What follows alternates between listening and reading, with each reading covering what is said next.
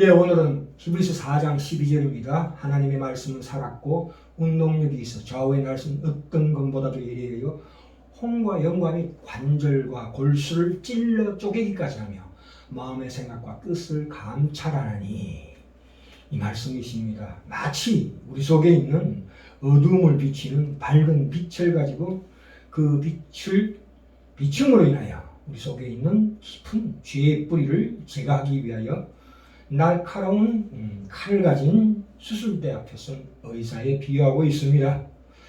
800만 분의 1의 확률이라는 것은 로또 1등에 당첨될 확률이랍니다. 그런데 참 놀랍게도 우리 인간은 정자와 난자가 만나서 나라는 인간이 생길 확률이 100조분의 1이랍니다. 이 로또 1등 당첨을 1000만 번 연속으로 당첨되는 것보다 더 희귀한 확률로 내가 지금 살아서 정언하고 있는 셈입니다. 그러나 인간으로 태어났다고 해서 다 인간이 되는 것이 아닙니다. 인간이 참 인간으로 이루 나가는 데 있어서 그 훈련과 그 성장, 하나님의 자녀답게 커야 비로소 하나님으로부터 참 인간으로 인정받게 됩니다. 하나님께서 예수 그리스도로 말미암아 인간이 되신 이유는 인간 참 인간 되도록 하기 위함인데, 그래서 예수 그리스도의 인격은 곧 말씀이십니다. 원래 우리 인간은 원죄로 말미암아 원래 지옥에 가도록 되어 있었습니다. 예. 그 예수 그리스도의 십자가 죽음은 인간이 하나님 앞에서 반드시 죽는다는 것을 가리키는 증거입니다. 인간은 하나님 앞에서 반드시 죽습니다. 하나님 앞에서 문제 그 자체인 인간은 반드시 죽습니다.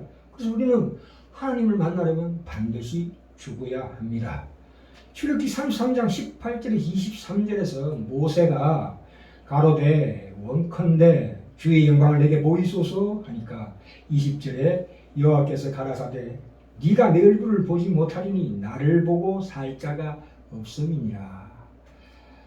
22절에 내 영광이 이제 지날 때에 내가 너를 반석 틈에 두고, 반석이라는 건 예수 그리스도를 의미합니다. 반석 틈에 두고 내가 지나도록 내 손으로 너를 덮었다가 손을 거두리니 네가 내 등을 볼 것이요 얼굴은 보지 못하리라. 이렇게 말씀하십니다. 하나님은 죽음의 주인이시며 동시에 생명의 주인이시기도 합니다. 인간이 죽는다면 하나님 앞에서 죽는 것이고, 인간이 산다면 하나님 앞에서 하나님으로 인해서 살 뿐입니다. 예수 그리스도의 십자가 죽음, 그것이 바로 예수 그리스도의 십자가 죽음이요 부활입니다.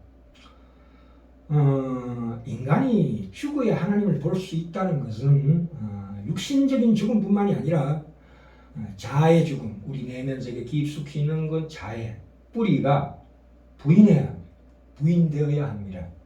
마태복음 16장 24절에 나오지요. 예수께서 이르시기를 아무든지 나를 따라오려거든 자기를 부인하고 자기 십자가를 지고 나를 쫓을 것이니라. 이렇게 말씀하십니다. 하나님께서 살아계신다는 것은 곧 나의 그 어둠 속에 있는 나됨을 환하게 드러내어 비추기 때문에 이 하나님의 생명의 빛을 보기 전까지는 나는 그 자체로 어둠이고 흑암이고 혼돈이고 없을 무일 뿐입니다. 요한복음 1장 1절부터 5절에 보시면 말씀 육신되어 나타나신 우리 주 예수 그리스도, 그분 안에 생명이 있었나니, 4절 5절이요. 그분 안에 생명이 있었나니 이 생명은 사람들의 빛이라. 생명의 빛이라. 빛이 어둠에 비치되 어둠이 깨닫지 못하더라. 이렇게 말씀하십니다. 물론 우리가 어둠 속에서도 길을 잃어버리지 않고 사물을 식별할 수 있습니다. 나를 분별할 수도 있습니다. 아니, 정확하게 말하면 어둠 속에서는 내가 어둠 속에 있음을 깨닫지 못합니다. 왜 그런가 하면 어둠 속에서도 마치 빛처럼 보이는 것들로 인해서 살아가는데 별 문제의식을 가지지 않기 때문입니다. 생명의 빛이 비치지 않는 어둠에서도 말하자면 인간이 만든 그 자생적인 빛, 하나님이 주신 그 자생적인 빛, 일반 은총으로 인해서 종교나 학문이나 예술이나 이성이나 우리가 만든 언어로 말미암아 여러 다양한 우리가 우리 자신을 위해서 만든 그걸로 인해서 우리는 이 세상에 살아가는데 별 불편 없이 살아갈 수 있습니다. 그러나 그것은 마치 생명의 빛이신 그 태양빛과 밤에 캄캄한 밤에 뜨는 한 개의 별과 같이 비견됩니다. 태양빛과 별로 비견될 수가 있습니다. 우리가 이 히브리서를 통해서 광야 시내산에서 율법을 받습니다. 이스라엘 민족들이 그 율법이 우리를 정죄합니다. 그래서 신명기 8장 3절에서 사람이 떡으로만 사는 것이 아니요 여호와의 입에서 나오는 말씀으로 사는 줄을 너희로 알게 하려 하심이라. 광야길을 헤매게 한 이유가 여기에 있습니다. 여기에서 떡이라는 것은 사람이 자기 자신을 스스로 지킬 수 있다고 믿는 그 인본주의를 말하는 표현입니다. 우리가 밥만 먹으면 살 수 있다고 생각하는 것이 바로 떡입니다. 이 떡이라는 것은 요한복음에 나오는 생명의 떡하고는 또 반대되는 개념입니다. 그런데 하나님의 말씀은 말하자면 뭡니까? 우리가 암 말기에 걸려 있다. 중병에 걸렸으니 율법이 우리에게 이 약을 먹고 이런 것 저런 것은 하지 말아라 하는 것입니다. 우리가 다 중병에 걸려 있다고 얘기하고 있습니다. 나 인간의 중병을 치료할 유일한 처방을 따르지 않았으므로 망하는 것입니다. 이 망한다는 것은 광야에서 망했다는 것은 구원을 못 받았다는 뜻이 아니라 아주 초보적인 구원에 머물렀다 이 뜻입니다. 이스라엘이 불순종한 것처럼 오늘날 우리가 아무리 신앙적인 표현을 써도 하나님이 내가 하고 싶은 일에 어떤 결과를 이루어주시는 보조자에 불과하다면 그것이 바로 떡입니다. 시편 102편에 나오지요. 너희들이 아무리 내게 부르짖어서 기도 응답을 받았다 할지라도 너희 영혼을 파리하게 하셨도다. 시편 102편에 분명히 나오지요. 너희가 요구한 것을 주셨을지라도 너희 영혼을 파리하게 하셨도다. 인간은 끊임없이 세상이 주는 이 땅에서 주는 그 기쁨이나 감동만을 추구하고 삽니다. 그것은 근본적으로 하나님께서 우리에게 좋은 것을 주신 하나님 우리 분복입니다. 뭐 배고픔이랄지 목마름이랄지 이런 것은 참으로 좋은 것이지만 그런 것만 추구하면 그것이 바로 떡이 되고 그 하나님의 진리의 말씀이 왜곡되고 오염된다 이 뜻입니다. 인간이라는 것은 땅에서 살면서도 하늘을 바라보면서 사는 인간입니다. 살게 되어 있습니다. 직립하는 인간이기 때문에 동물하고 달라요. 로마서 7장 24절에 보시면 오호라 나는 공고한 사람이로다. 이 사망에서 누구를 건져내랴. 이것은 신자나 불신자 모두에게 해당되는 말씀인데 그러나 일반 은총으로 인해서 양심을 주셨기 때문에 불신자도 이 고백을 할 수가 있습니다만은 그걸로서 끝납니다. 망하는 길로 가는 거죠. 그러나 신자는 드디어 하나님을 향하게 됩니다. 그래서 8장에 정잠이 없느니라. 생명의 성령의 법 안에 있는 자는 죄와 사망에서 해방했습니다. 이것이 구원입니다. 자, 여기에서 우리가 인간의 그 존재론적인 이중 구조를 보게 되는데요. 시편 23편 가볼까요? 우리가 너무나 잘 알고 있는 시편 23편에 여러 가시면 인간은 동시에 두 개의 세계를 삽니다. 아까도 말씀드렸다시피 땅을 딛고서 하늘을 바라보고 사는 존재론적인 이중구조를 가지고 있습니다. 우리가 땅에 발을 딛고 살지만 끊임없이 영혼을 바라보면서 그 영혼에 향한 그 꿈을 결코 놓지 않습니다. 유한을 살면서 무한을 갈망하고 또 시간 속에 살면서도 영혼을 바라본다는 사실입니다. 여기 보시면 4절, 5절, 6절에 보시면 내가 사망의 음침한 골짜기로 다닐지라도 해를 두려워하지 않을 것은 주께서 나와 함께 하심이라 주의 지팡이와 막대기가 나를 안위하시나이다 이렇게 나옵니다. 인간이 본래 생체 리듬이 그 푸른 초장과 골짜기를 왔다 갔다 반복하고 삽니다. 사람이라는 것은 누구나 사람은 존재 자체가 그렇게 되어 있다. 그런데 우리가 이 푸른 초장 일상생활에도 마찬가지예요. 편안함이 있으면 또 괴로운 시간이 있는 것입니다. 그래서 시간이 지남에 따라서 그 골짜기의 경험이 이제 거기서 헤치고 나와서 또 그럭저럭 푸른 초장으로 갈 수도 있습니다. 그런데 시편 23편에서 말씀하시는 내용은 인간은 위기에서 비로소 하나님의 형상으로 빚어진 인간의 위대함이 만들어지고 발현된다. 이렇게 말씀하고 있습니다.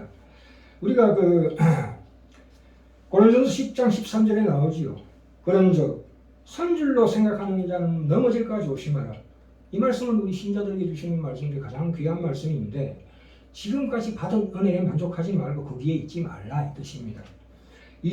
그리고 이어서 12절에 이어서 13절에 보시면 사람이 감당할 시험밖에는 너희에게 당한 것이 없나니 오직 하나님은 미쁘사 너희가 감당치 못할 시험당함을 허락지 아니하시고 시험당할 점에 또한 피할 길을 내사 너희로 능히 감당하게 하시느니라 이렇게 말씀하고 있습니다. 여기서 사람이 감당할 시험이라는 것은 말하자면 그렇습니다. 제가 겪어보니까 죽고 싶은 정도의 꼴짝입니다. 시편 23편에서 얘기하는 그 꼴짝이라는 것이 사실은 감당할 시험인데 죽고 싶을 만큼 죽을 것 같은 참 죽을 뻔한 것 같은 시험을 얘기합니다. 그렇게 간단하지 않습니다. 이 부부싸움도 우리 보십시오. 부부싸움은 언제까지 이어집니까? 호흡이 끝날 때까지입니다. 그래서 내가 넘어집니다. 넘어져야 주께서 일으키십니다. 내가 쓰러지든 넘어지든 상관없이 하나님께서 일으키신다는 뜻이 이 시편 23편의 말씀입니다. 우리가 죄를 안 지으려고 회개하는 것보다 더 우선적으로 넘어지면 하나님께서 일으켜 주신다는 것입니다. 이 시편 23편에서 우리 마음을 참 울리는 대목은 인간 현상으로 나타나는 이 오락내락하는 이 현상 가운데서 이 골짜기에서 겪는 그 아픔과 고난 그리고 상처 가운데서도 오히려 하나님이 우리에게 더욱더 가까이 우리와 함께 하시면서 우리를 돌보신다는 사실입니다. 이 골짜기 경험이라는 것은 다윗의 사망의 음침한 골짜기에 해당합니다. 이 사망의 음침한 골짜기는 신자 누구나 거치는 통과 관문입니다. 죽음의 그림자가 트이고 있는 골짜기 경험을 거기에서 무엇을 우리가 깨닫고 체험하느냐면 거기서 비로소 하나님의 인자하심과 선하심이 그의 평생에 함께 한다고 나와 있습니다. 읽을까요? 5절에 주께서 내 원수의 목전에서 내게 상을 베푸시고 아니 원수의 목전에 서야 이 말씀이 성립이 되는 겁니다. 서지 않고서야 어떻게 성립이 되겠습니까? 그 골짜기에 서야지 비로소 내게 상을 베푸시고 기름으로 내 머리에 바르셨으니 내 잔이 넘치나이다. 우리 골짜기 경험을 할 때 가장 마귀의 유혹이 많습니다. 차차 말씀드리기로 하고 6절에 보시면 나의 평생의 선하심과 인자심이 정녕 나를 따르리니 내가 여호와의 집에 영원히 거하리로다 라고 고백하고 있습니다. 여기서 주의 지팡이와 막대기라는 것은 하나님의 사랑과 공의를 말씀하고 있습니다. 특히 이 지팡이는 안위, 그 다음에 막대기는 말하자면 훈육과 교정, 교정 아까 말씀드렸죠. 수술하는 도구로 쓰신다. 이 말씀이 있습니다. 우리가 이 인간관계도 그렇습니다. 왔다 갔다 합니다. 우리가 어릴 때 장난감을 처음 받으면 죽을 때까지 이것만 있으면 지루하지 않으리라고 생각합니다. 그러나 그 일주일도 못 갑니다. 친구도 마찬가지예요. 처음 사귀었다가 이 사람이면 참 평생을 함께하고 싶은 친구를 만난다 할지라도 결국은 실증납니다. 그래서 헤어지고 만나고 이걸 반복합니다. 특별히 인간과 남녀 간의 사랑도 마찬가지입니다. 처음에 우리가 어떻게 결혼합니까? 이 여자 하나면 내 목숨을 다 주어도 아깝지 않다고 믿고 결혼합니다. 그러고 나서 깨닫는 게 무엇입니까? 잘못했구나. 내가 착각했구나 이렇게 깨닫습니다. 그래서 이제는 반대로 어떤 생각을 하냐 하면 이 여자만 없으면 모든 것이 다 행복하리라고 믿습니다. 그래서 아내가 잠시 자리를 비우면 그때서야 비로소 자유와 해방감을 맛봅니다. 예. 그러나 사람은 항상 이런 굴곡을 통해서 이 흔들리는 상태에서 이제 하나씩 그 과정을 통과하면서야 비로소 이 우리 영혼의 견고함에 이룰 수 있다. 영혼이 견고해야 예전에 말씀드렸지만 천국에 살 자격이 있는 거예요. 영혼이 허약해서야 어떻게 천국에서 살 수 있겠습니까? 히브리서 4장 12절에 하나님의 말씀을 살았고 운동력이 있어 자원할 수는 어떤 것보다도 이래 영혼과 영감이 관절과 골수를 찔러 쪼개겠지 하며 라는 말씀 속에 바로 이 골짜기경을 얘기하고 있습니다. 우리를 수술하는 하나님의 손길입니다. 우리가 어린 젖먹이가 이제 버름말을 뗄 때 처음에 하나님은 그의 자녀들이 혼자 설 수 있도록 하기 위해서 이렇게 세워주시고 옆에서 손을 잡아주시고 또 그런 말을 한 걸음씩 가르치시고 이렇게 도움을 주십니다. 그러나 이 골짜기 경험이 이제 다가옵니다. 이제 하나님은 우리 인간이 느끼는 범위를 벗어납니다. 갑자기 하나님이 없는 것처럼 느끼게 됩니다. 그런 도움을 철수하십니다. 초신자 때 받았던 하나님의 은혜, 성령의 감동하심이 갑자기 사라지는 때가 옵니다. 신앙이 깊어지는 질수록 우리 기도할 때 공허해지고 답답하고 무미건조한 기도가 얼마나 많이 나옵니까? 그러나 그 가운데서도 우리가 의지를 가지고 믿고 나가야 합니다. 그러니까 이때 어린아이 젖먹이 아이가 이제 그런 말을 배울 때 손을 뗍니다. 부모가. 왜 그렇습니까? 이 아이는 느끼지 못하지만 이미 부모는 언제든지 우리에게 하나님은 결정적인 공격에 처했을 때에 또다시 깊이 기획하실 준비가 되어 있으십니다. 이사야서 49장 15절에 나오지요. 여인이 어찌 그 젖먹는 나이를 잊겠느냐. 그들은 혹시 잊을지라도 나는 너를 잊지 아니할 것이라. 그래서 16절에 뭐라고 나옵니까? 나는 너를 내 손바닥에 새겼다. 이렇게 말씀하고 있습니다. 그러면 뗄 때마다 손을 잡아주시고 넘어지면 일으켜 세워주시지 않습니다. 옆에서 넘어지는 것을 그대로 두고 보십니다. 골짜기 경험을 허용하십니다. 그것을 하나님이 기뻐하십니다. 인간이 하나님 앞에 나갈 때 반드시 골짜기 경험을 체험할 때 그때 하나님은 기뻐하십니다. 그래서 넘어지면 그 골짜기에 처박히면 홀로 일었을 때까지 하나님 기다리십니다. 그러나 그 기다리시는 하나님의 그 기다리심이 알고 보면 그것이야말로 궁극적으로 가장 큰 하나님의 도움이 된다는 사실입니다. 모세에게 그랬죠. 나는 스스로 있는 자니라. 그 뜻은 무엇입니까? 나는 너에게 있어서 하나님이시기를 한 번도 단 1초도 중단한 적이 없다는 것입니다. 그것이 가장 큰 하나님의 도우심이라는 것을 분명히 깨달아야 합니다. 이 골짜기를 통과한 사람들이 하나님의 형상을 닮아가면서 드디어 장성한 자녀가 되는 것입니다. 히브리서 4장 12절 다시 볼까요?